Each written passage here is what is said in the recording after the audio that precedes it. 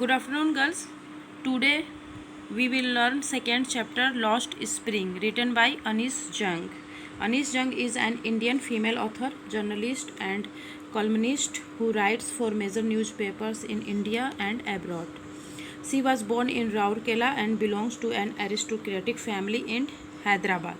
अनीस जंग भारत की एक बहुत ही फेमस रिनाउंड फीमेल ऑथर हैं, जर्नलिस्ट हैं एंड कॉलमनिस्ट हैं, जो कि इंडियन न्यूज़पेपर और एब्रॉड के न्यूज़पेपर्स के लिए भी कॉलम्स लिखती हैं. उनका जन्म तो राउरकेला में हुआ था, मगर वो एक अरिस्टोक्रेटिक मतलब काफ़ी धनाढ़ फैमिली हैदराबाद के नवाब फैमिली से बिलोंग करती हैं. Her father, Nawab Hoshyar Jung, who was a renowned scholar and poet, worked as a advisor to the last Nizam of Hyderabad state. उनके फादर नवाब होशियार जंग जिन्होंने एक एडवाइज़र के रूप में हैदराबाद के निज़ाम के लिए वर्क किया था. And her mother and brother are also well known under poets. और उनकी मम्मी और उनके भाई भी वेल नोन मतलब काफ़ी नामी गिरामी पोएट्स थे, मतलब कि वो एक ऑथर की फैमिली से बिलोंग करती हैं. Now about the lesson lost spring. As the title suggests, spring is a very beautiful season that has lost spring. Spring is here used as a metaphor for the childhood stage, because spring is a season of optimism and hope. जैसा कि chapter का नाम है lost spring, spring word का जो यहाँ पे use हुआ है एज ए मेटाफर यानी एक सिंबल के रूप में यूज हुआ है चाइल्डहुड पीरियड के लिए, बचपन के पीरियड के लिए, क्योंकि स्प्रिंग जो सीज़न है उसको ऑप्टिमिज़म, आशावाद और होप, आशा से उसको जोड़ा जाता है. स्प्रिंग सीज़न जैसे कि सारे सीजन्स में सबसे खूबसूरत होता है स्प्रिंग सीज़न, उसी तरह एक इंसान के लाइफ टाइम में, उसकी पूरी लाइफ में अगर देखा जाए तो सबसे खूबसूरत जो पीरियड होता है वो होता है उसका चाइल्डहुड पीरियड. जैसे सारे सीजन्स में स्प्रिंग सबसे खूबसूरत सीज़न है, उसी तरह मनुष्य के, ह्यूमन बीइंग के लाइफ टाइम में सबसे खूबसूरत जो मोमेंट, सबसे खूबसूरत पीरियड है वो है उसका childhood period. The phase of childhood is all about innocence, energy and tremendous inclination towards outdoor activities along with fun and play. जो चाइल्डहुड पीरियड है उसको जाना जाता है इसकी इनोसेंसी और उसकी एनर्जी बहुत ज़्यादा होती है चाइल्डहुड पीरियड में. मतलब children are very energetic and very innocent, बहुत ही मासूम होते हैं और एनर्जी से भरे हुए होते हैं.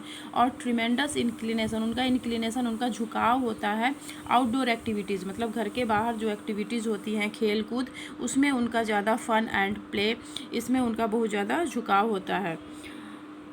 It is also a time of getting more skill and knowledge and going to school. और childhood period is the time when children get more knowledge and skill. और यही childhood period ही वो एक period है, टाइम है जिसमें मनुष्य, इंसान नॉलेज गेन करता है ज़्यादा से ज़्यादा और स्कूल जाता है. This chapter, Lost Spring, talks about the national shame of children being forced to live a life of poverty and exploitation. ये जो चैप्टर है लॉस्ट स्प्रिंग, ये जो नेशनल हमारा जो राष्ट्रीय शर्म है कि हमारे जो देश के बच्चे हैं, बहुत सारे ऐसे बच्चे हैं, सारे बच्चे नहीं मगर बहुत सारे ऐसे बच्चे हैं जो बिलो पॉवर्टी लेवल के नीचे अपना जीवन यापन करते हैं और उनका काफ़ी एक्सप्लॉयटेशन होता है, उनका काफ़ी शोषण होता है. तो ये भारत के लिए हमारा एक नेशनल शेम है, शर्म की बात है कि आज़ादी के इतने साल बाद भी ऐसे बहुत सारे हज़ारों लाखों बच्चे हैं जिनको right to education, right to get food, ये सब नहीं उनको मिल पाता है. उनको एजुकेशन नहीं मिल पाता, प्रॉपर डाइट नहीं मिल पाता, उनको खाना नहीं मिल पाता है, कपड़े नहीं मिल पाते, बेयर फुट वो घूमते हैं, नंगे पैर घूमते हैं. तो ये भारत के लिए एक शर्म की बात है, मगर ये हकीकत है कि आज भी बहुत सारे ऐसे बच्चे हैं जिनको अपने लाइवलीहुड के लिए, अपने जीवन यापन के लिए, अपने परिवार के जीवन यापन के लिए वर्क करना पड़ता है. अंडर 14 साल के नीचे ऐसे बहुत सारे बच्चे हैं जिनको अपने माँ बाप के और भाई बहनों का खर्च चलाने के लिए काम करना पड़ता है. और ये शर्म की बात है क्योंकि बच्चों का जो राइट है, उनका सबसे ज़्यादा हक है कि उनको एजुकेशन मिले, उनको भरपेट खाना मिले, कपड़े मिले, मगर भारत में ऐसे हज़ारों बच्चे हैं जिनको नहीं मिल पाता है. तो ये जो कहानी है लॉस्ट स्प्रिंग, ये ऐसे ही बच्चों की कहानी है इसमें 2 कैरेक्टर्स हैं। ये एक्चुअली ये स्टोरी 2 पार्ट में डिवाइडेड है।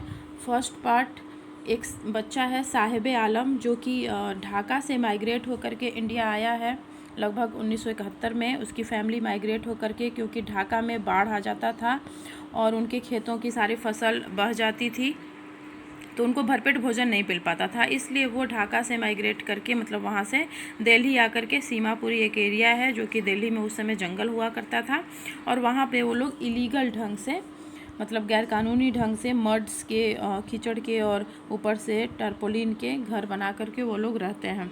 तो साहिब आलम की कहानी है। और सेकेंड पार्ट में मुकेश की कहानी है जो कि एक बैंगल मेकर का बेटा है, जो उसकी पूरी फैमिली, कई पीढ़ियों से उसकी फैमिली बैंगल मेकिंग का काम करती है फिरोज़ाबाद में, जो कि फिरोज़ाबाद फेमस है। Firozabad is a city in India which that is famous for bangle making industry. Firozabad एक सिटी है इंडिया में जो बैंगल मेकिंग इंडस्ट्री के लिए, वहाँ पे बैंगल्स काफ़ी बनाए जाते हैं, उसके लिए वो बहुत ही मशहूर है। तो वहाँ पे मुकेश की फैमिली बैंगल्स बनाती है, और मुकेश का क्या जीवन यापन है वहाँ पे, क्या उसका है, वो कहानी है। तो यहाँ पे 2 प्रोटेगोनिस्ट हैं, प्रोटेगोनिस्ट यानी हीरो हैं, साहिब आलम एंड मुकेश। दोनों both do not live their childhood as they have to carry the burden of poverty and illiteracy। दोनों अपनी चाइल्डहुड को, अपने बचपन को जी नहीं रहे हैं, क्योंकि दोनों दबे हुए हैं पॉवर्टी के बोझ से, और दोनों के दोनों अनपढ़ हैं। उनको पढ़ने का राइट नहीं मिला है, उनको पढ़ने का मौका ही नहीं मिला है।